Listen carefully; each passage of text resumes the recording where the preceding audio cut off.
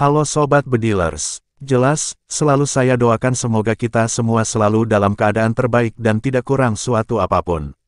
Di video kali ini saya akan membahas mengenai cara membuat senapan PCP bocap sendiri atau merakitnya sendiri.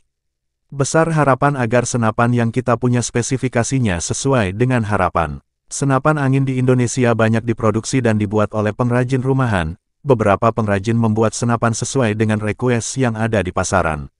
Senapan angin yang akan kita terangkan kali ini bukan sejenis senapan dari paralon PVC, tapi lebih ke perakitan komponen dan bahan untuk membuat senapan angin PCP bocap sendiri. Mengapa kita merakit senapan angin sendiri? Tidak lain tidak bukan dengan merakit senapan angin sendiri maka kita bebas menentukan bentuk dan spesifikasi pada unit senapan kita, tetapi tentunya merakit senapan angin tidak mudah, bila kita kurang persiapan dan perhitungan, tidak sedikit orang yang berhenti tengah jalan. Tujuan kebanyakan orang merakit sendiri senapan angin karena menghemat biaya, namun jika Anda baru mengenal senapan angin, saya sarankan untuk menyimak penjelasan ini dengan serius. Apa saja yang diperlukan untuk membuat dan merakit senapan angin sendiri? Berikut ini akan saya jelaskan bagian komponen untuk perakitan senapan angin, bila perlu catat dan hafalkan agar lulus ujian kenaikan kelas. 1. Chamber. Chamber adalah bagian inti senapan angin. Bisa dikatakan si jantung senapan angin itu sendiri, yang mengatur besar kecilnya tekanan angin yang dapat dikeluarkan dari tabung ke laras, juga mengatur angin agar stabil, dan pada bagian chamber juga berfungsi untuk memasukkan peluru atau magazin rotari. Chamber terdapat dua jenis, yaitu chamber tumpuk dan chamber monolite. Chamber tumpuk senapan angin adalah chamber yang terpisah antara tempat pengisian peluru dan pada bagian trigger, sedangkan chamber monolite adalah chamber yang satu paket dengan triggernya sendiri. Ada juga chamber CNC yang dibuat menggunakan mesin khusus dengan pemrograman sehingga hasil chamber yang dibuat sangat presisi dan bagus bentuknya.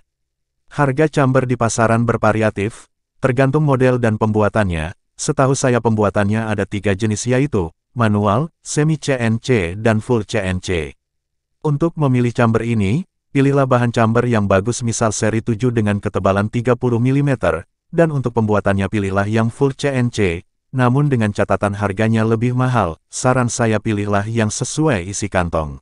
2. Tabung bocap. Untuk senapan angin dapat menyimpan tekanan angin dalam jumlah banyak, maka yang dibutuhkan adalah tabung kuat yang memiliki beberapa jenis dan volume.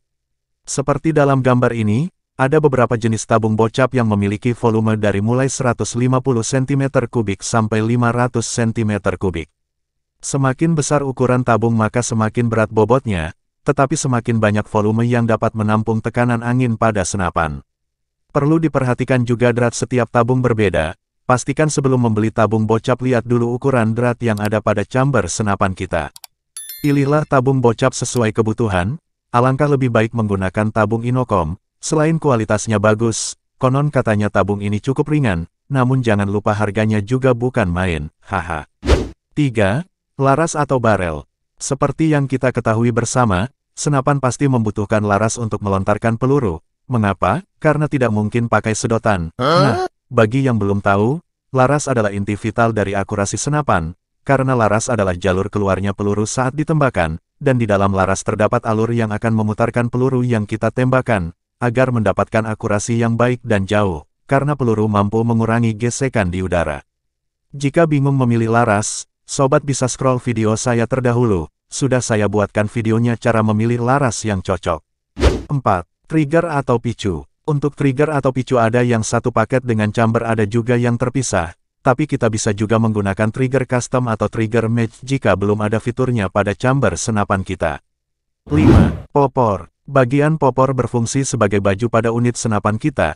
Jika sulit membuat popor sendiri, banyak jasa pembuat popor yang sangat lihai membuat popor senapan. Contohnya seperti channel YouTube Cuy Karya Hunter, mampu membuat popor bullpup hingga bocap. Harga popor ini bervariasi tergantung bahan kayu popor dan tingkat kesulitannya. Ada juga popor taktikal yang terbuat dari ABS dijual di online shop, tapi tidak semua senapan bisa menggunakan model ini. 6. Cincin laras dan tabung. Cincin laras bisa digunakan bisa tidak, fungsinya adalah untuk mengaitkan laras dan tabung agar kuat dan laras tidak mudah goyang. Tetapi banyak juga yang tidak memakainya. Namun sebenarnya fungsi cincin laras sangat penting. 7.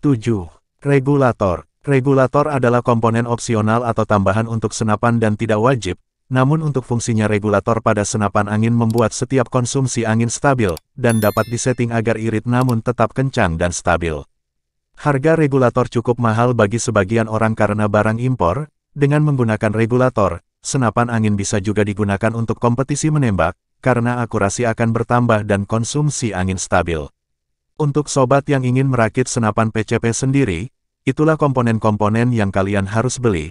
Untuk merakit senapan tidak mudah. Jika tidak memiliki keahlian di bidang senapan angin, saya menyarankan membeli yang langsung jadi saja, dan lebih terjamin komponen senapan terakit sempurna dan safety. Cukup sekian video kali ini, semoga bisa dijadikan referensi dan dapat membantu sobat sekalian. Sampai jumpa lagi di video selanjutnya. Salam satu hobi.